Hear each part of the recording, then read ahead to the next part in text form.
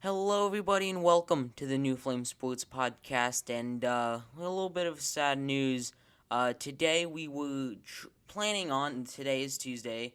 We were planning on doing this live, but unfortunately, just the softwares and mics and all that, it just is not working out. So, unfortunately, we had planned on doing this live. If you saw it on the community page or whatever it's called now, discussion page on the channel. We are sorry that we're not live. We wish we were, but hopefully sometime soon, relatively soon, next couple months, we can figure that out and start doing some live shows. But for now, we're just gonna stick with the normal formula. So, uh, with it only being Tuesday, there have been massive news in the NFL. And funny how I said in the MLB special that there hadn't been any NFL news, and boom, 2 days later, we already have three massive stories, out. So, start with the smallest and work our way up, starting with Kyle Rudolph being released by the Minnesota Vikings. Now, Minnesota Vikings and tight ends, not a great pairing. Kyle Rudolph has been good in the past. Obviously, Pro Bowl in 2012 and 2017. Just not super consistent with him. He's always going to hover around anywhere from 5 to 700 yards. With a good quarterback. So teams that needed tight end, the Seahawks, with that NFC West getting so much better that we'll talk about that later. The NFC West getting better.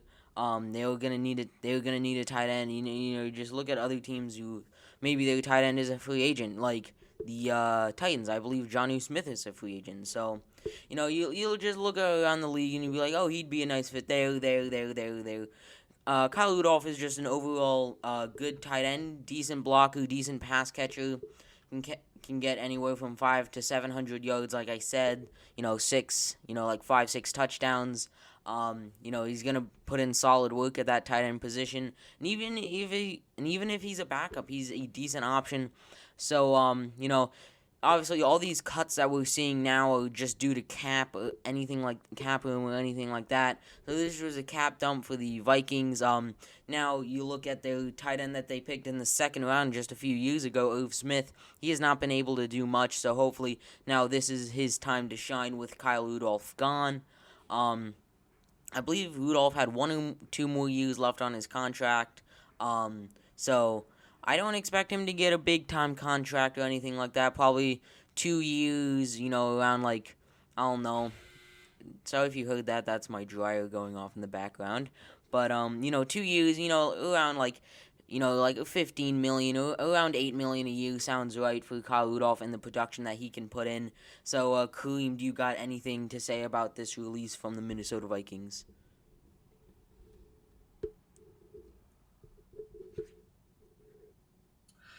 Well, I feel Al Rudolph he's been a bigger test, not like this year, anything very recent, but he's always been like a good, not like incredible like a George Kittle or Travis Kelce, but he's always been a good tight end that could start on a lot of teams in the NFL. So, I mean, it just seemed like it wasn't working. Obviously, just the guys getting shipped out of Minnesota. Now Anthony Harris, most likely not to resign with Minnesota, so they've already lost Diggs in the past season. They're going to lose a good tight end in Rudolph, and they're definitely, in my opinion, they're going to lose Anthony Harris. I don't think they'll be able to sign him back.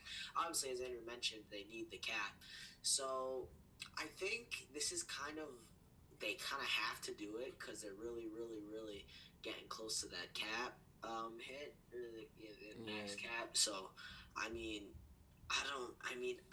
it's quite obvious the Vikings had to do this. They have to ship off guys that teams are going to want to pay money to.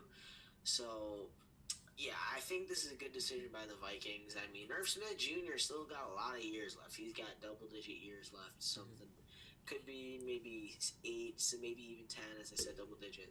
So this guy's a good receiver or tight end. Excuse me. So I think he's going to be a good tight end. Obviously, a lot of tight ends these days, they're getting a little faster. Obviously, Darren Waller being Yeah, you look at the upcoming really draft. Irv Smith Jr. Yeah, you look at the upcoming draft, and you got Kyle Pitts, who is a natural tight end but can play wide receiver. Yep. Just how fast and agile he is. So I think It's that just what were you saying? I'm sorry for interrupting, but anyway, it's just like just in the past few years, we've seen the change in quarterbacks from more pocket passers to guys that elude and get outside the pocket, and now we're seeing tight ends doing more of the more thin like Darren Waller and faster kind of guys. We're so used to the big guys that love to block like Robert Tunyon or George Kittle. But those guys can run, and Oh they yeah, can no, play a no. little I wide think when you receiver think if of you like need. big blocking tight ends, I think you think of like I don't know. It's just someone that pops into my head is Darren Waller, like Jimmy Graham, like older Jimmy Graham, not like prime Jimmy Graham, but like older Older Jimmy Graham, Jimmy Graham. like on the Packers and Bears, Jimmy Graham. That Packers days. Yeah, Packers days. Um, but yeah, That's Kyle. Yeah. Kyle Rudolph, obviously, now the plan for the Vikings, like we were saying with O. Smith Jr., is just to get tight ends in the mix. They have not been known for using their tight ends in the past, and obviously this is going to be a little bit of a weaker division. You still have the juggernaut and the Packers, but Vikings, if they can play decently, they can easily move into second place in that division and make a push for the playoffs. So anything like that. But yeah, Kyle Rudolph has been released. We took a look at that, talked about the future of the Vikings and all that. Definitely interesting to see where he signs. And next up, this one hurts. This one really, really hurts. Kyle Van Noy, what are we doing? Kyle Van Noy is rumored to get at least traded, and if we can't find a trade partner, released. This makes zero sense. We have the fourth most cap space in the NFL. It's not like we can't pay him. It's not like we're gonna do that. It's not like he's like 37. He's He's a free agent. He's a free agent. He's not gonna get traded. No. The Dolphins haven't officially released him yet, but they're looking to trade him. Google says he's a free agent.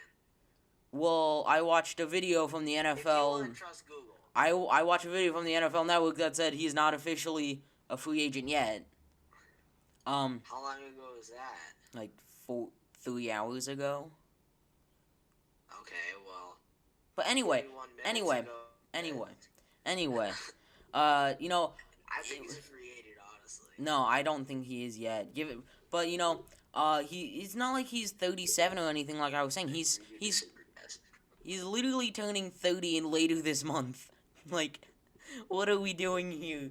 Like, we better be going after like. I thought he was older than that. No, in the video that I watched, he said that he was turning 30 this month. At least if. Oh yeah, he's still 29. Yeah, if you want to trust Mike Garafolo over Google, no. Anyway, but anyway. I trust Mike. I trust Mike G. Nice. All right. So anyway, I just don't understand this. He was really good for us last year, and he's been really good in the past. He's been consistently at least a top 10, if not top 5 middle linebacker in the entirety of the NFL. Yes, he struggled with injury a little bit this year. He only missed I think he didn't even miss a game. If he did, I think he missed one. He said that he was surprised and disappointed with the Dolphins' decision. He said that in his statement to Mike Garafolo, he was like, "These guys, I think, have really learned to respect me. I think I've become a leader. You brought me in to be a captain, and that's what I did. And the fact that they're moving on from me already is absurd. So, we better be going after a linebacker. But here's the thing: other than Levante David, there are no good linebackers in free agency. I mean, you look at it, you may be Hassan Reddick, but he's not replacing Kyle Van Noy by any means. Hassan Reddick is a pass rusher. Kyle Van Noy he can rush the passer, but he's not known for that. So, I just don't understand this move at all. You look at teams that need a linebacker. The Titans obviously need as much help on that defense as possible. Another trade candidate would be the Browns. With them losing Vernon, who's more of a pass rusher, but Kyle Van Noy would be a nice fit there. The McCourty brothers were send eye emojis or whatever. It was come back home, Kyle Van Noy or whatever. So this just pains me. He was really good last year, and the fact that we're already moving on from him is crazy. I don't understand. Like someone told me it was like, Kyle Van Noy is gonna get released. I'm like, no, you're not. This is like, stop lying. And I looked it up, and I'm like, what what are we doing? I was honestly mad. I was like, why? It just makes no sense. So Kareem, if you want to talk about this very upsetting move, feel free. I just need to ponder about this for a second. Well, I'll let you go wander deep into your thoughts, but I didn't expect this. No one did. Because Kyle Van Noy is definitely, his Patriot days with all those, those rings on his fingers nowadays. He's been a top linebacker in the league, as you mentioned. I mean, I think his name is a bit not known as well as some other linebackers like Khalil Mack, but I think the edge rushers are known a lot more than the coverage guy. As because T.J. Watt, Khalil Mack, guys Von like that. Miller, like guys like that. I think Von Miller, he's a pass rusher as well. Yeah, so, but he's listed as a linebacker. I mean, there's a lot of guys that have been named better linebackers than Kyle Van Noy, but I mean, he was definitely the leader of that Patriots defense. Besides McCourty, if you want to argue he was, or Gilmore.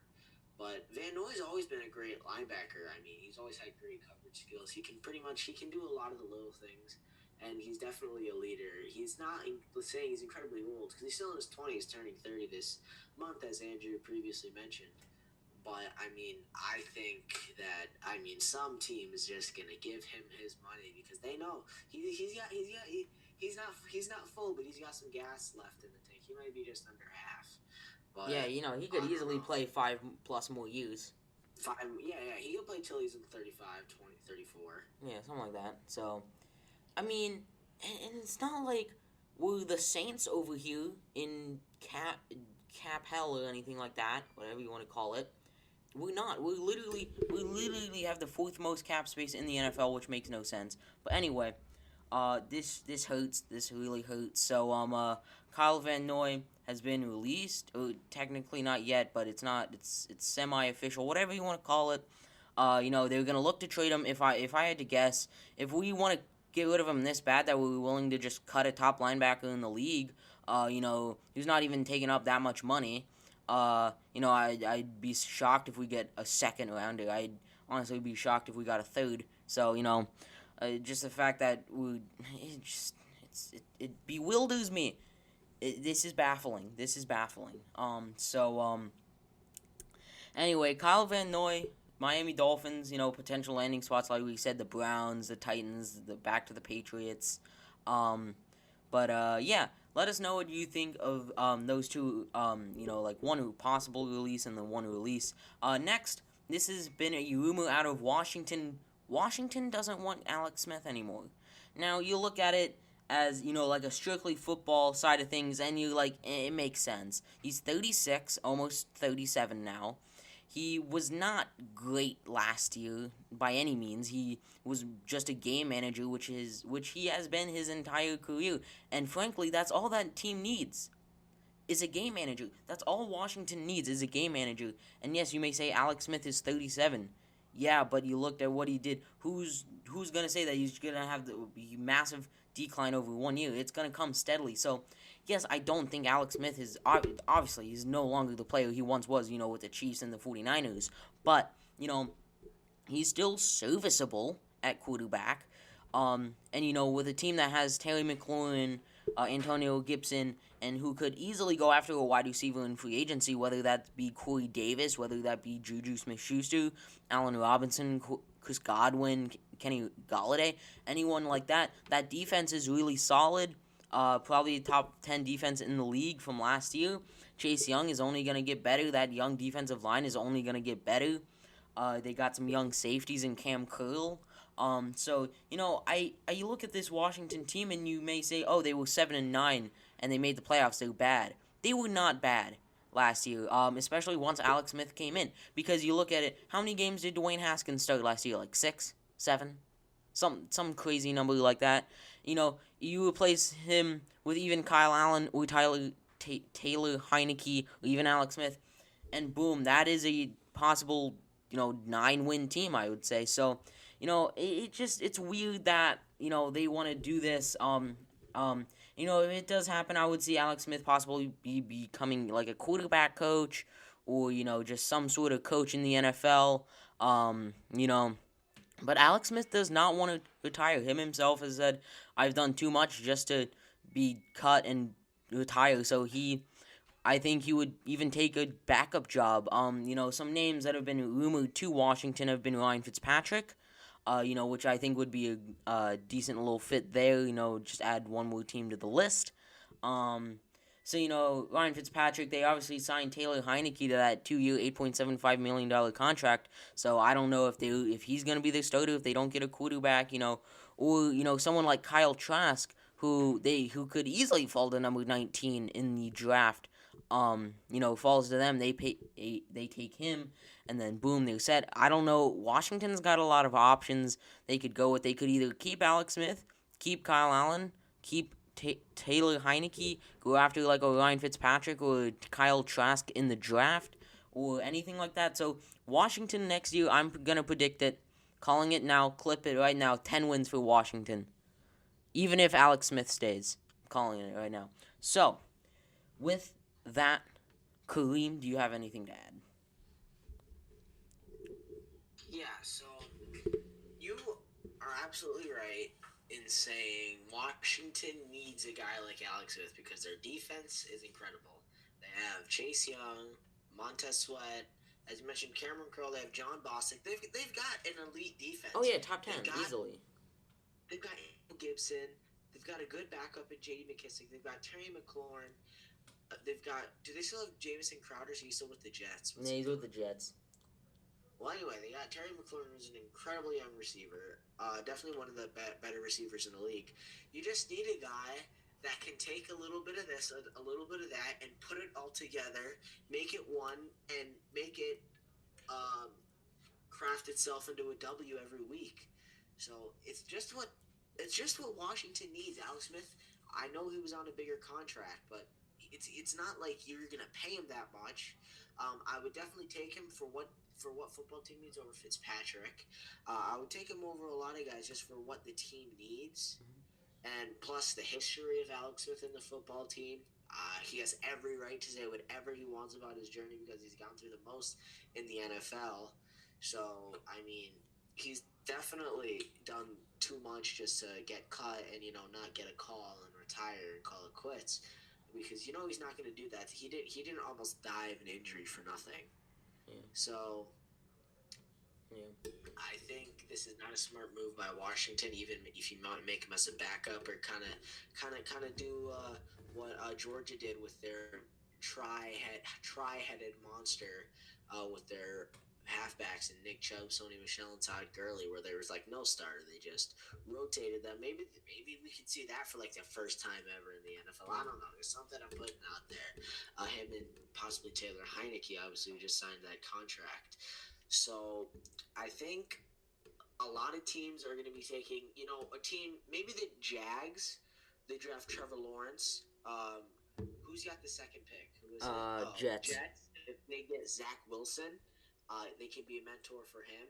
So, I mean, there's a lot of teams that are going to want Alex Smith as a backup just to teach up younger quarterback. Maybe he could go back. Nah, it wouldn't make sense to go back to the Chiefs. But maybe he could go back to the Niners potentially if they get a younger. Yeah, if they get like Justin Fields. If they get Justin Fields or Trey Lance or someone like that. Might take Fields though. Yeah. I think they're probably just taking 4. I think is their pick. Yeah. So yeah, I think Washington should keep him, but we obviously know they're not. Yeah. They're gonna cut him. And Yeah. Alex Smith means a lot to the football team fans. Oh yeah, he does. Now you said it perfectly. Alex Smith fits perfectly what Washington needs. You go sign a guy like Ryan Fitzpatrick, the gunslinger type guy who's gonna throw a lot of passes, throw a lot of interceptions. That's not what Washington needs. They need a game manager. That's what Alex Smith is. So yeah. With that out of the way, on to the final biggest story in a while now. J.J. Watt has signed with the Arizona Cardinals. Yes, we're late, we know. 2 years, $31 million. 23 of that is guaranteed. So getting his money. Yeah, so, like the rest of that is incentives. If the Cardinals make the playoffs, he just plays this, gets that, all these different things that can add up to $8 million for JJ Watt. And now the Cardinals look scary. You look at that defense, and now you look at the fact that, maybe Pat Pete wants to stay another year, like make a chance at that championship. Maybe Hassan Reddick wants to re-sign a little bit more because, he has a shot to get even better stats than he already had in 2020 because they have J.J. Watt now. So I think the Cardinals here have a lot of potential here. Kyler Murray is only going to get better. He's only played 2 full years in the NFL, and with a top-end guy in DeAndre Hopkins to throw the ball to every time, you're set. Your running back is iffy. Kenyon Drake, I'm just going to say it, is not the best. He's not the most ideal running back in the world, but he's serviceable. Offensive line is not horrible. Could be better. Could 100% be better, but fine. Dan Arnold, the tight end, is okay. He's not the best, not the worst.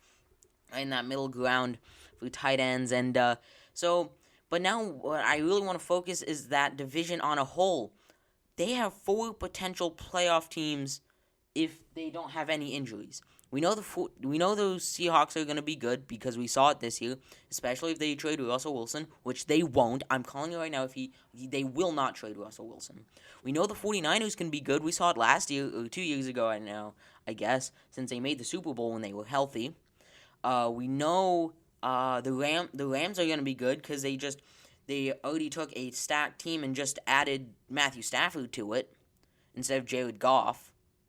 Now the Cardinals have always been, like the whole meme is like, oh, they're always 8-8 and all that. But now this puts them at a potential 9-10 win team. And you look at that division, it's scary. It's better than any other division in the NFL because just due to the fact that you have 4 playoff teams. Now you look at, like a division like the AFC North, which has always been, the past couple of years has been, known as the best division.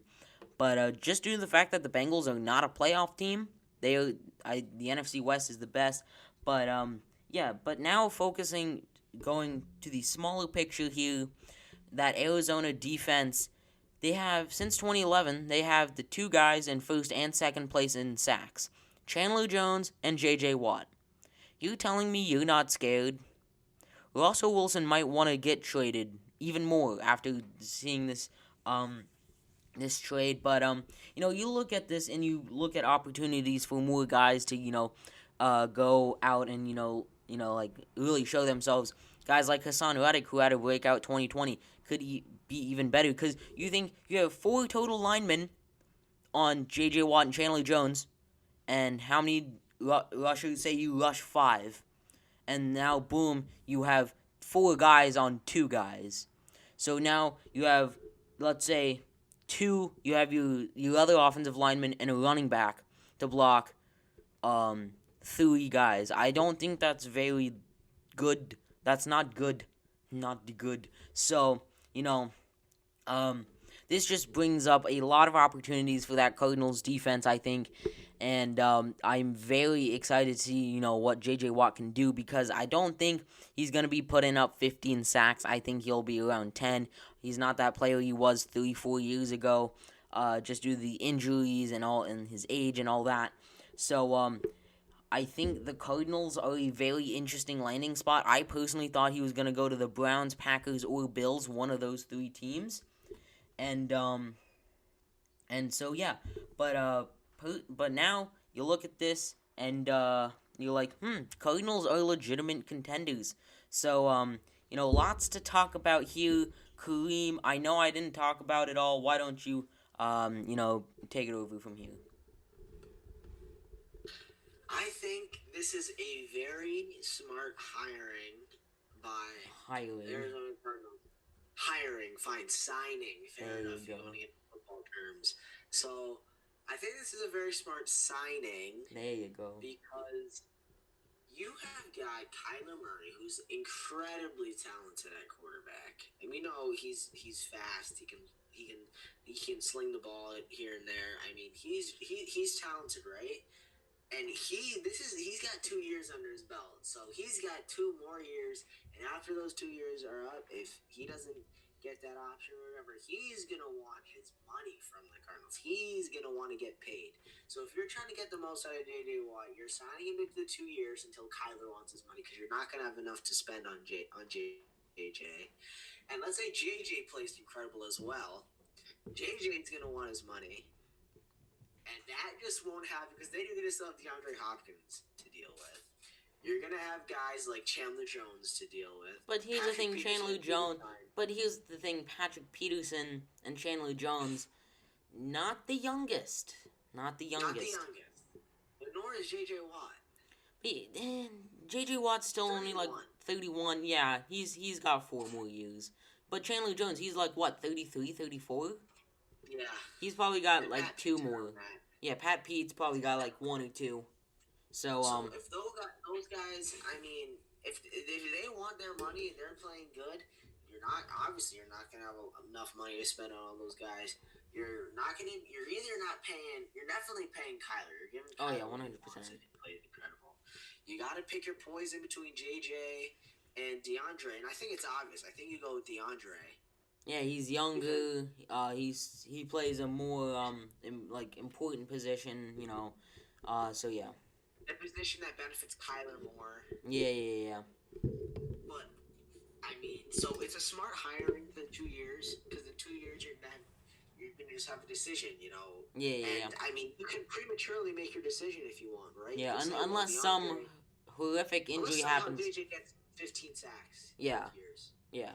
Or DeAndre Hopkins just like has a terrible injury. Or he gets hurt both years and is out, something like that. So it's a smart signing. Oh yeah, 100%. They're managing their money.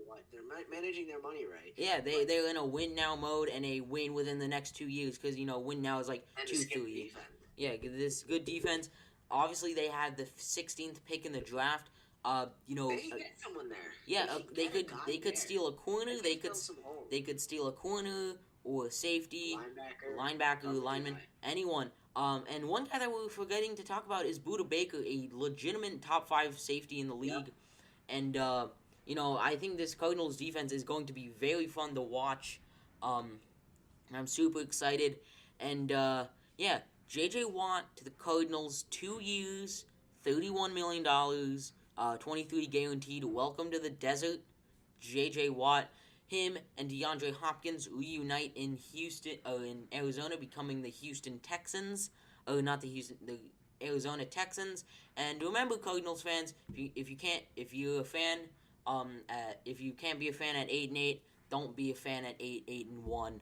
That is the meme. That is the meme of the year. NFL meme of the year right there. I have it saved on my phone. It's hilarious. So yeah. Just had to bring that up. I just thought it was really funny. So yeah, that is really it for NFL. Just some few things about the MLB I want to talk about. Trey Mancini, I mentioned him when I was talking about the Orioles. He came back. He got a standing ovation, which is amazing. His first game back. Got a standing ovation, and he got a single. What a guy. He got a single in his first at-bat back from colon cancer. So, obviously an inspiration, and then, to so many guys battling with with cancer. And, Trey Mancini, welcome back to the MLB. Absolute, and a healthy Trey Mancini can rake. So, I'm excited to see what he can do this year. Just some other notes. The Mariners beat the Padres. We got to see those young stars, Jared Kelenic, Julio Rodriguez, win the game for the Mariners over the Padres. We saw Gary Sanchez look like 2018 Gary Sanchez, hitting a moonshot over the batter's eye. We've seen a lot of guys' debuts. We've seen Trevor Bauer,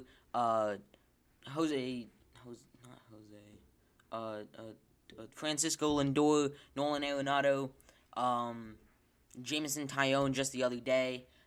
This MLB season is going to be very exciting, and I cannot wait. So, if you enjoyed this brief episode, go ahead and hit the like button. If you like what we're doing around here, go ahead and hit that subscribe button.